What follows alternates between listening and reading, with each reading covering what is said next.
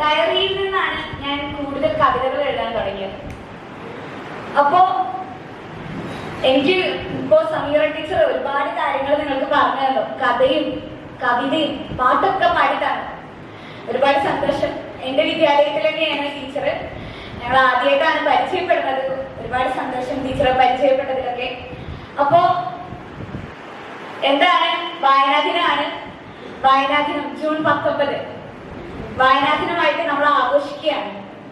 എന്റെ മനസ്സിൽ പലപ്പോഴും ഒരു ചിന്ത ഉയരാറുണ്ട്, ഒരു ചോദ്യം. മനുഷ്യൻ പറക്കാൻ പഠിക്കുന്നതിന് മുമ്പ് എങ്ങനെ ആകാശത്തെ കുറിച്ച് സ്വപ്നം കണ്ടു? അതുപോലെ തന്നെ കടലുകൾ കടക്കുന്നതിന് മുമ്പ് എങ്ങനെ പുതിയ ലോകങ്ങളെ കുറിച്ച് ചിന്തിച്ചു? ഈ ചോദ്യത്തിന്റെ ഉത്തരം സാഹിത്യമാണ്. ആ സാഹിത്യം മനുഷ്യനെ അവന്റെ അതിരുകൾക്കപ്പുറം സ്വപ്നം കാണാനാണ് പഠിപ്പിക്കുന്നത്. നിങ്ങൾ എന്റെ പുസ്തകം കണ്ടിട്ടുണ്ടാവും.